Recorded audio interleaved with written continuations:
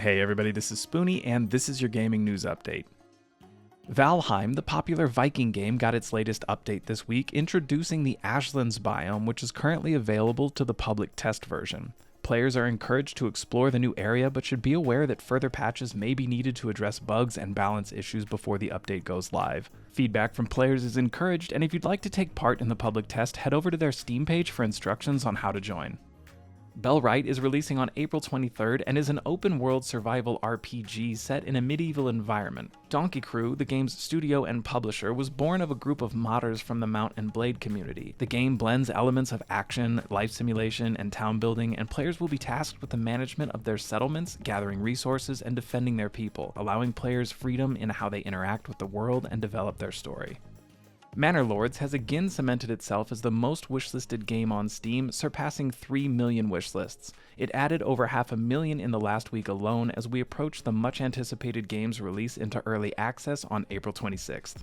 The solo developer, who is often referred to as Slavic Magic, has made some light attempts to temper expectations as the game has managed to gain an exceptional amount of hype. Slavic Magic has tried to remind players that Manor Lords is likewise only entering early access and that this is not a full release. They have also stated that while the game has combat, it's not a combat-oriented game. Rather than competing with games like Total War, it is more akin to a city builder colony sim that just happens to have combat elements.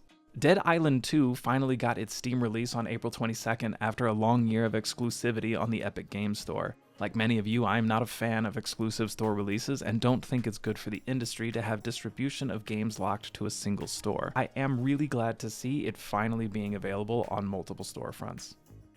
Death Must Die has released its second act, which adds new content and regions to the game along with the next chapter in the evolving story. Death Must Die is a roguelite RPG described as a bullet heaven game where players assume the roles of heroes attempting to defeat death itself. The game features a pantheon of gods that guide the heroes on their quest, each offering different powerful blessings. The game involves exploring the underworld where players uncover the personal stories behind each hero and learn why the gods have decided to stand against one of their own. Remnant 2 got its second DLC, The Forgotten Kingdom, this week on April 23rd. The expansion has players exploring new dungeons, tackling fresh bosses, and introduces a new class called the Invoker, which harnesses the power of nature spirits. Embracer Group, which recently sold Gearbox Entertainment to Take-Two Interactive for $460 million, is splitting into 3 separate companies: Coffee Stain and Friends, Middle-earth Enterprises and Friends, and Asmati Group. Each of these new companies will be listed as separate stocks. According to Embracer, this move is designed to help each entity thrive on its own with more direct management and a clearer financial structure. If you like this kind of short-form update, let me know down in the comments, hit the like button, and if you'd like to see more, don't forget to subscribe. Thanks for watching.